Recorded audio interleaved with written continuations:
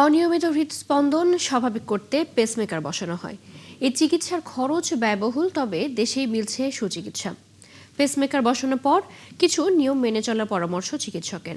তবে চিকিৎসা ব্যয়বহুল হওয়ায় অনেকেই এই সেবার বাইরে থেকে যাচ্ছেন। হিমেল মাহবুবের প্রতিবেদন, ছবি তুলেছেন হাসান হাবিব। আনোয়ারা চৌধুরী অনিয়মিত হৃদস্পন্দনের জন্য ২০১৭ সালে তার শরীরে পেসমেকার পরানো হয়। এটির ব্যাটারির কার্যক্ষমতা শেষের দিকে হওয়ায় তা আবার পরিবর্তন করাচ্ছেন রাজধানীর একটি বেসরকারি হাসপাতালে। পেসমেকার হলো বুক বা পেটের ত্বকের নিচে স্থাপিত একটি ক্ষুদ্র যন্ত্র। এটি এক বা একাধিক তার দ্বারা হৃৎপিণ্ডের সাথে সংযুক্ত থাকে, যা একটি শিরায় প্রবেশ করানো হয়। দু রকমের গোলযোগ হতে পারে।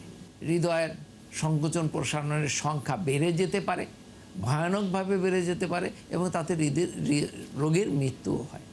আবার এই সংকোচন প্রসারণ সংখ্যা কমেও যেতে পারে, এতটাই কমে যেতে পারে যে রোগী অজ্ঞান হয়ে যায়, যে তার মস্তিষ্কে রক্ত যায় না এবং সে অজ্ঞান হয়ে যায়। এখানেই পেসমেকারের কাজ।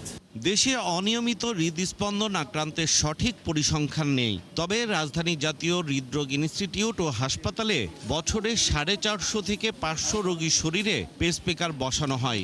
মাথা ঘুরানি, চোখে অন্ধকার দেয়া, অনেক সময় খিচুনির মতো হয়, বুঝলে, অনেকক্ষণ হার্ট বন্ধ থাকে, বন্ধ থাকার জন্য ব্রেনের রক্ত যায় না। তখন আমরা আমাদের টার্মে বলি স্ট্রোক অ্যাডাম সিনড্রোম। রোগী কিছুক্ষণের জন্য রোগীদের খিচনি হতেছে, আবার যখন হার্ট চালু হয় আবার ব্লাড যায়, আবার তখন চলে। যে আমরা বাংলা বলি ব্যাটারি, ইংলিশে আমাদের যে জেনারেটর বলে।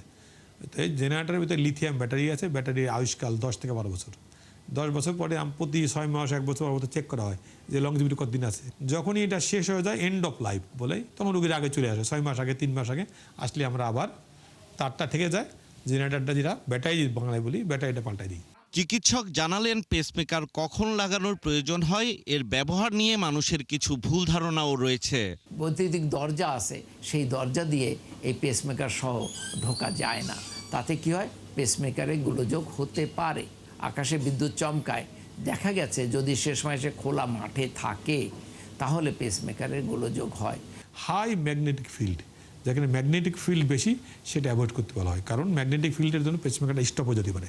আগে যেমন পেসমেকার বলে এমআরআই করা যেত না, এমআরআই করার ঝামেলা। এখনকার ম্যাক্সিমাম পেসমেকার এমআরআই কম্পিটেবল। রোগীরা মনে করে যে আমি এটা লাগাইছি, আমি হাত নাড়ানো যাবে না। হাত নাড়ানো না গেলে শোল্ডার জয়েন্ট শক্ত হয়ে যায়। এই জন্য তাদেরকে বলি যে শোল্ডার জয়েন্টের যে ব্যায়ামটা শিখাই দিই, ঠিক ব্যায়ামগুলো ঠিক মতো করবে। ইলেকট্রিক লাইন, তার, নর্মাল অ্যাক্টিভিটি, ফোন টোন, এগুলো নিয়ে কোনো নাই, কোনো সমস্যা নাই। এগুলো রেগুলার ইউজ করতে পারবে, এতে পেসমেকারের কোনো সমস্যা হবে না। দেশের সব সরকারি বেসরকারি হাসপাতালে পেসমেকারের দাম সরকার নির্ধারিত। সর্বনিম্ন 1,70,000 টাকা থেকে শুরু করে 12 লাখ টাকা পর্যন্ত এই ডিভাইসটির দাম। পেসমেকার দেশে স্থাপন করা গেলেও ব্যয়বহুল হওয়ায় অনেকেই চিকিৎসার বাইরেই থেকে যাচ্ছেন। হিমেল মাহবুব, 71, ঢাকা।